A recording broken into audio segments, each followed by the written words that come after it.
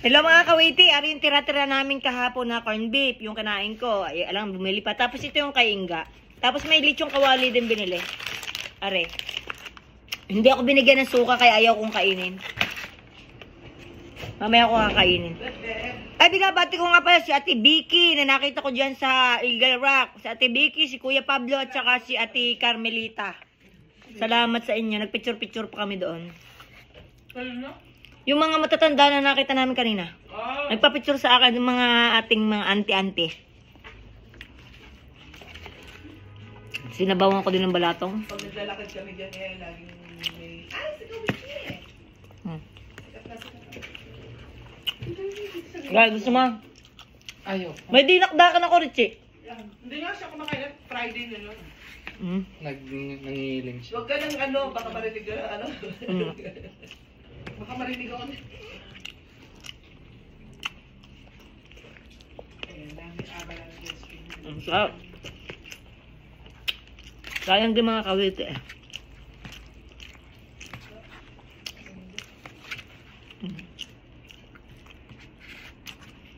Oh, eh, happy weekend nga pala. Sabado nga pala. Nasa Pilipinas. Richie, taga ano ka din? May probinsya ka din? Ha? May probinsya ka din?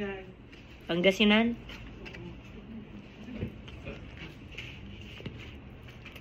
Huwag ka daw nahiya kasi baka marinig sa mga babae niya. Ay. Tatlo daw kasi hindi nila alam eh. Mas madami palang babae sa akin yan.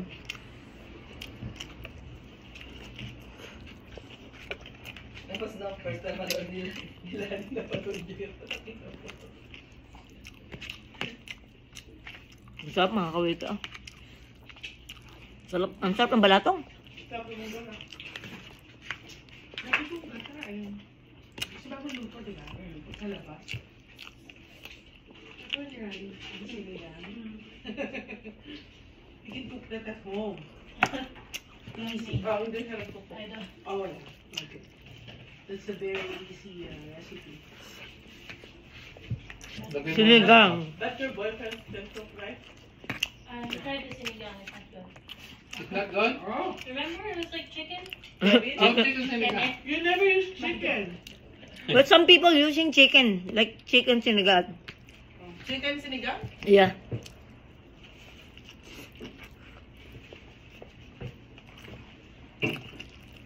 Parang gaan tawag kasi ng palukang manok.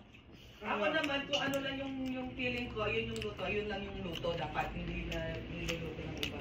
Pare, yung, di ba, ang pinaka-common kasi is pork sinigang. So kapag nagluluto sa bahay ng beef sinigang, parang ayaw tikman. Kasi hindi naman dapat sinisigang, makaldereta lang yun. Exactly. Pero pag bangus nakakain ka. Sinigang ka, oo. Na bangus. Kasi pwede din siya dun talaga. At saka hipon. Yeah. How's that? Pero yung beef na yun. Ang sarap yung dinakdakan nila mga kawiti. Yeah, tikman mo. Pagka, Ang lapot niya ha? diba? Sayang eh. Nilagay ko mga kawiti dun sa rep. Diyan sa pantry namin. Sabi ko. Hindi naman ako nakakain ng dinner. Sabi ko, iuwi ko na. Ay naisip ko, wag na. Nalagay na lang diyan sa pantry. Hindi na, kailangan ko. Hindi na ako bumili ngayon.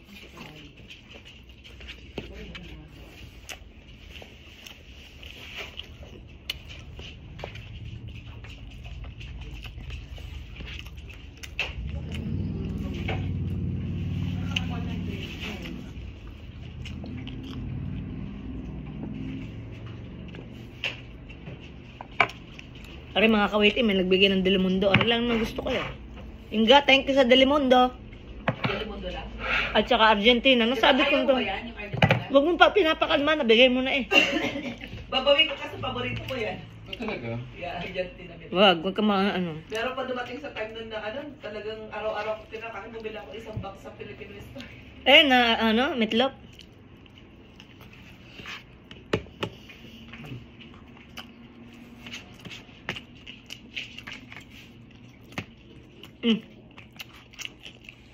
Aba, March 2 na pala din sa March 2 na pala sa Pilipinas. March 1 na. Binabati ko nga pala ang aking pinsan, Mary Joyce Albero Torres. Birthday niya ngayon. Kahit ka lang to na, huwag kang ano. Tsaka kay Apot, kay Sara Radical. Barkada ko, kababata ko.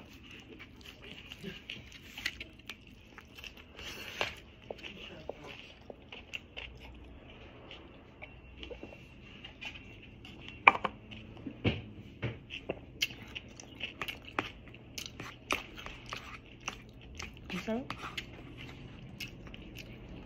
Ari, kahapon pa ang ulam namin, Ari. Ayun kay Darwin din, adobo kahapon din. Nilagay lang namin sa rep. Mas lalong sumarap. Mas lalong sumarap.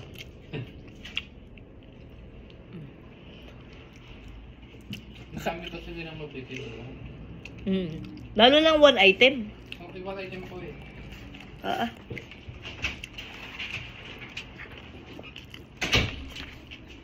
Kaya tikman ko yung mangga mo ha. Kala mga kuya, ko lang tayong tubig. Parang masarap siya ngayon, parang fresh eh.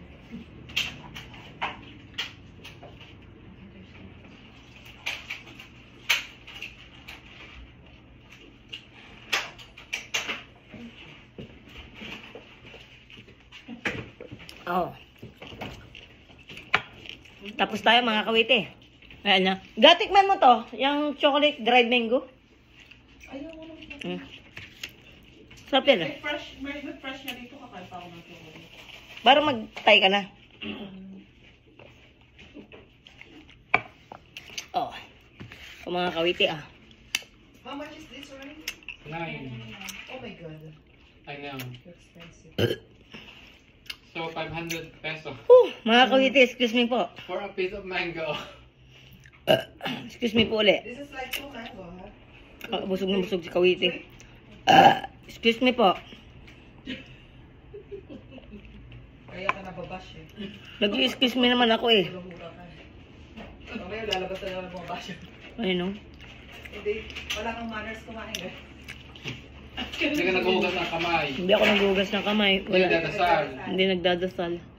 Hinihimod pa ang kamay, pinapasok pa sa buong sa bunga nga. Yun yung sabi sa kanya. Ba't hindi na sila manood? Nakikinood na nga lang sila eh. Ay, alam mo naman mga Pilipino, talagang walang katahimikan din naman sa mundo. Kahalip na natutulog na lang, payapa ang buhay. Ano mga kawiti? Tapos Ay, yung iba yan. Yung buhok mong pinag-initan. Yung buhok ko, hindi pa na rin sila makamove on. Sa mga kawiti, ganun pa man ay mahal na mahal ko naman kayo. Lalo yung ating mga basher. Di na kayo mga kawiti, maraming salamat sa lahat ng suporta sa atin. Bukas, baka magmukbang ako ng mangga. At saka, baka mamerdayan ako. Iba-vlog ko, tas mag-ano ako, honest opinion. Doon sa birthdayan. Ano? So, di na kayo, bye-bye!